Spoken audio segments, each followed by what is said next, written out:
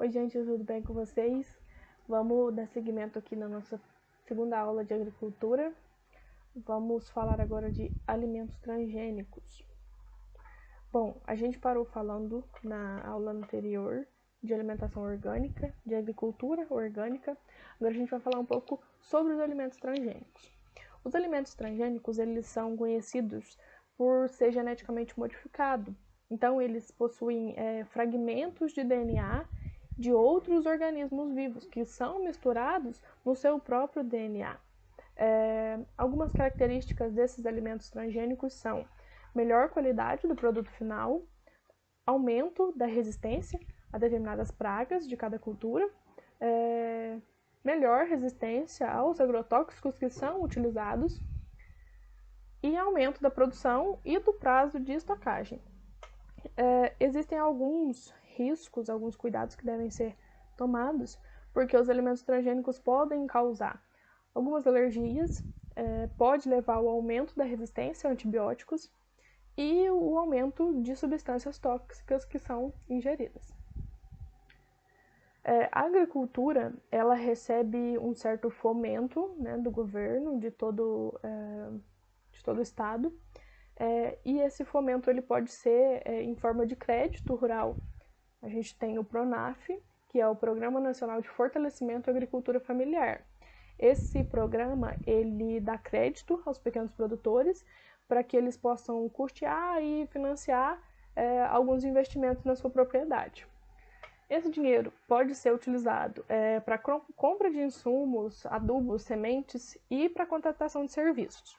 Eles podem também comprar bens duráveis, isso não os impede. Por exemplo, tratores, máquinas, implementos agrícolas, tudo isso para favorecer a sua produtividade, para facilitar o seu trabalho. Bom, e a agricultura enfrenta diversos conflitos fundiários.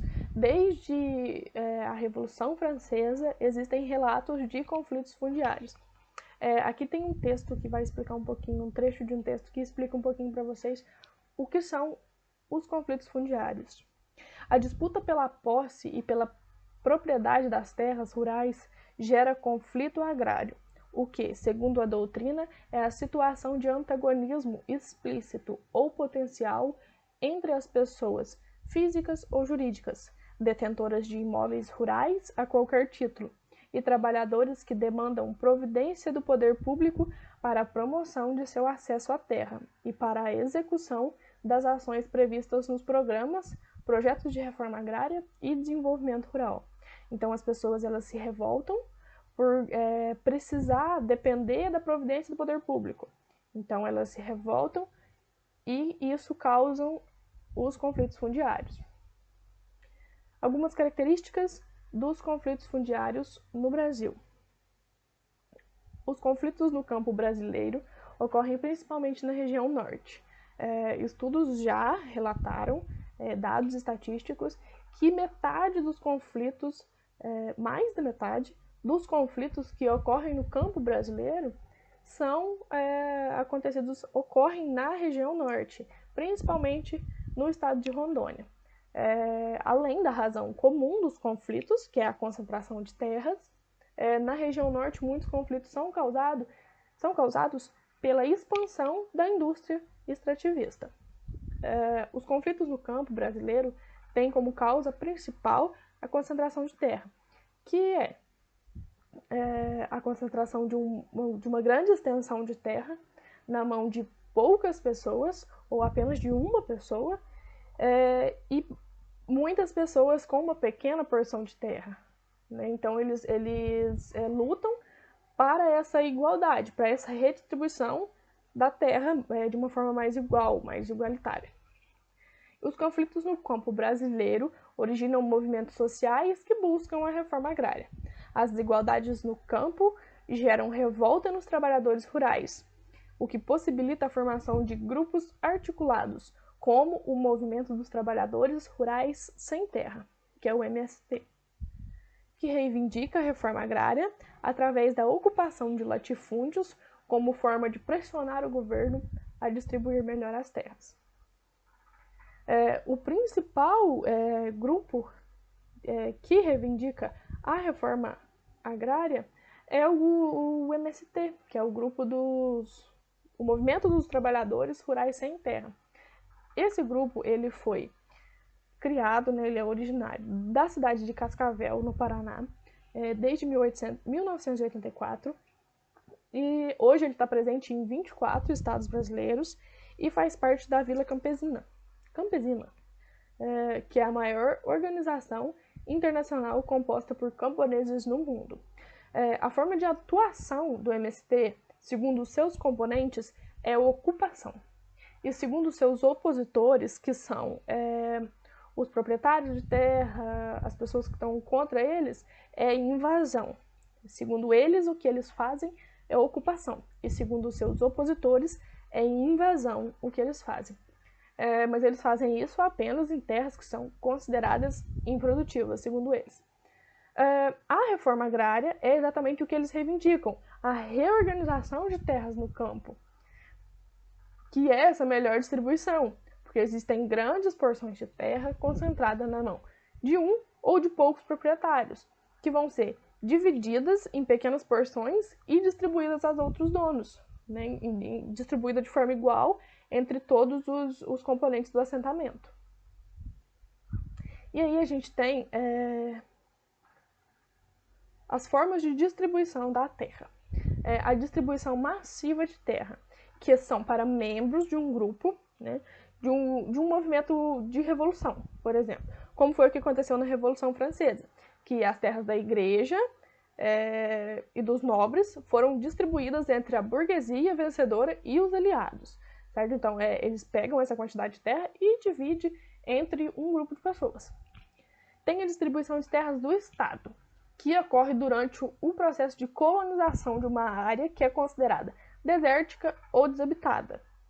Por exemplo, o que aconteceu com a lei de propriedade rural dos Estados Unidos em 1862. As pessoas interessadas em colonizar o país recebiam lotes de 65 hectares e adquiriam sua posse se o cultivassem por 5 anos. Isso no Brasil também a gente considera como uso capião, que se alguém deixa outra pessoa cultivar na sua propriedade por 5 anos ou mais, essa pessoa pode tomar posse da terra e ser o real proprietário. E também tem a distribuição de terras que não cumprem com a função social, que é o que acontece com os assentamentos rurais. É o modelo mais comum aqui no Brasil e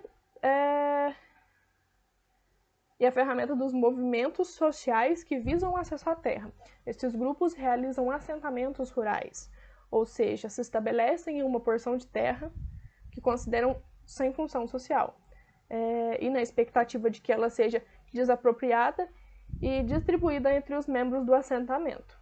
Então, eles têm a expectativa de que eles tomem posse dessa terra realmente, e assim eles vão distribuir essa porção de terra entre todos os membros desse assentamento. Bom, a gente tem que falar também sobre a Revolução Verde. A Revolução Verde foi um termo utilizado numa conferência em 1966, em Washington, onde William Groom definiu que a Revolução Verde seria o conjunto de mudanças técnicas na produção agropecuária, que surgiram a partir de 1930. Então, de 1930 a 1966 foi o tempo em que a agricultura teve para definir o que seria a Revolução Verde. E o que é? Basicamente, maior uso de mecanização no campo, utilização de adubos químicos, inseticidas, herbicidas e sementes transgênicas. Isso a gente já volta lá na alimentação transgênica, considerando toda a história dos transgênicos, toda a ciência por trás, e considerando ela um componente muito importante da Revolução Verde. Apesar de gerar inovações tecnológicas, a Revolução Verde também provocou alguns impactos socioeconômicos e ambientais que foram negativos. Por exemplo, o aumento da desigualdade social e a concentração de terras, né, como a gente falou sobre a reforma agrária, e a dificuldade dos pequenos agricultores em comercializar produtos em um mercado altamente competitivo, porque essas mudanças favoreceram o avanço da agricultura.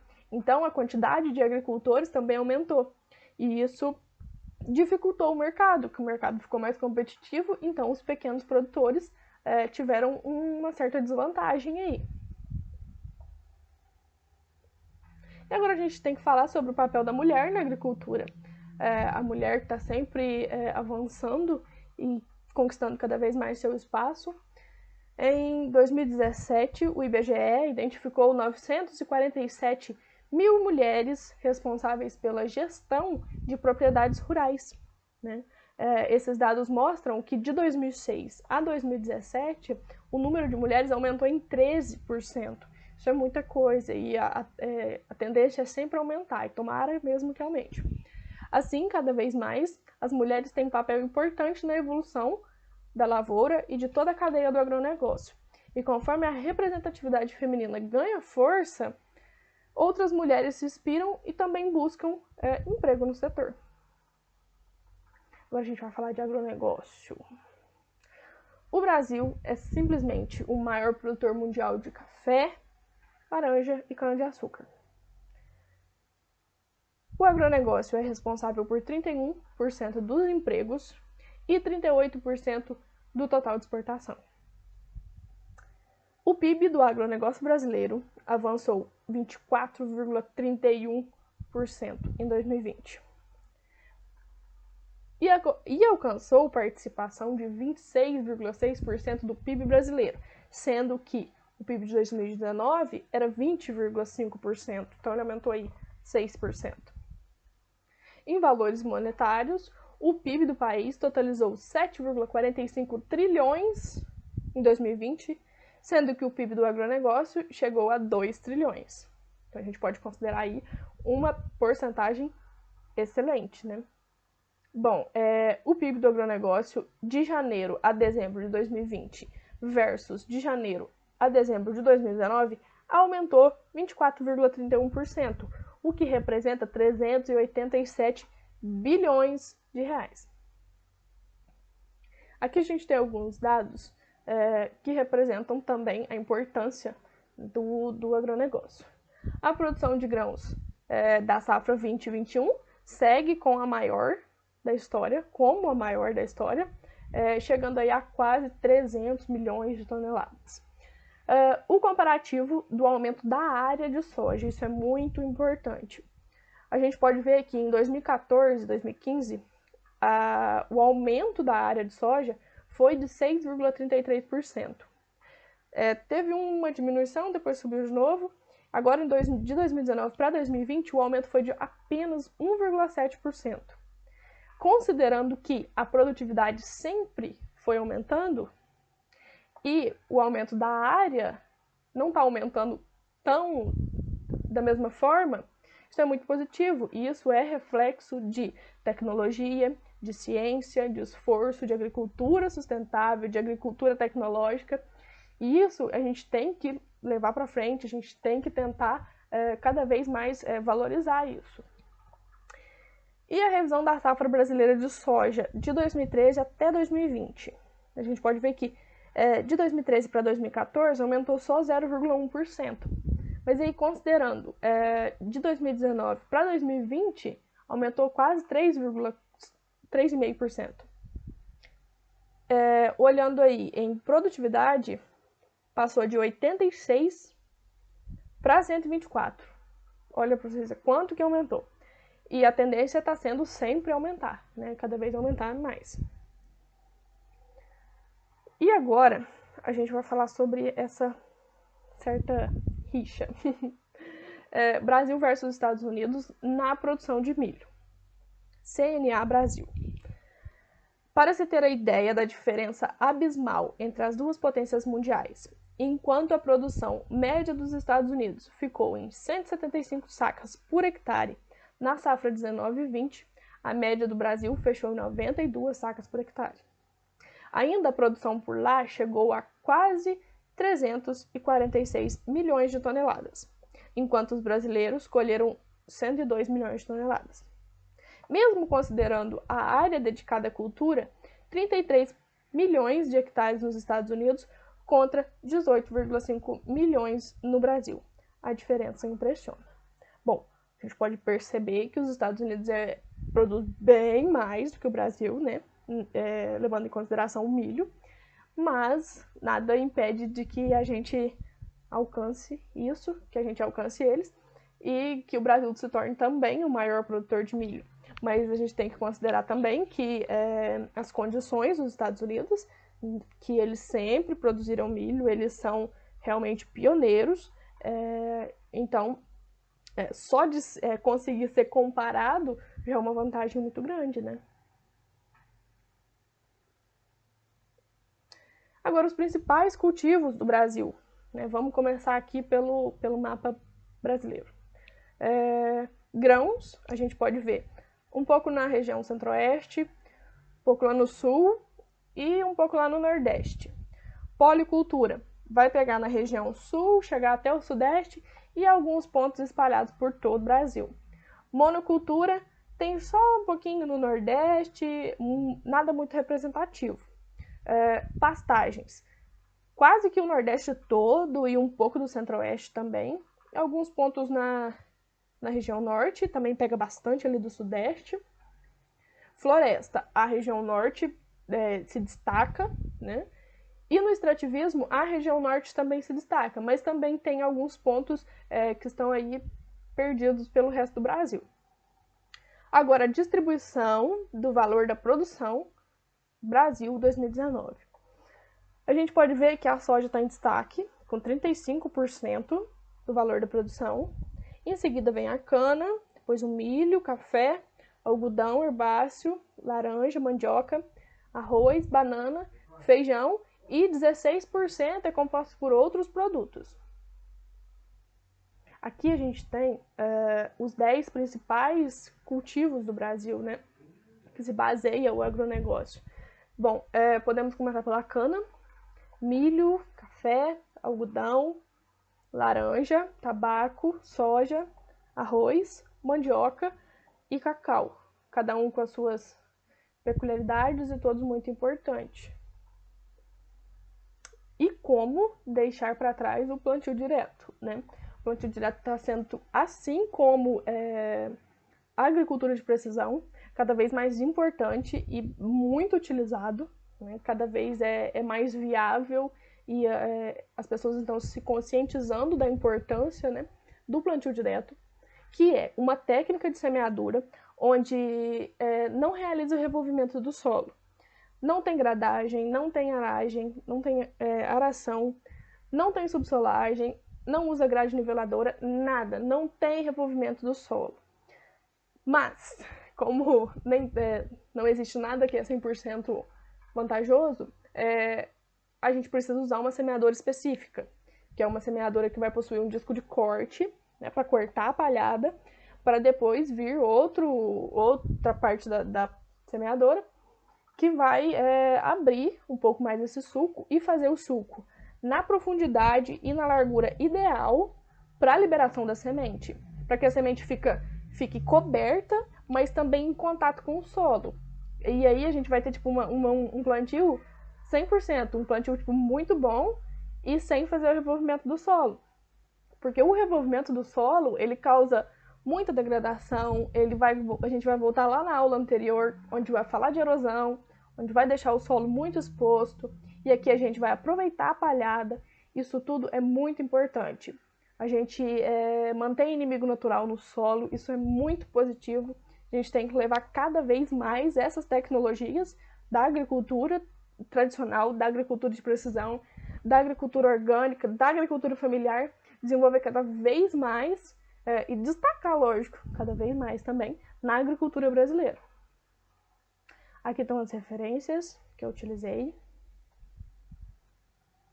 Muito obrigado mais uma vez. Até a próxima aula. Qualquer coisa, eu estou à disposição. Vocês podem me procurar, que eu estou à disposição para todos. Tchau, gente. Até mais.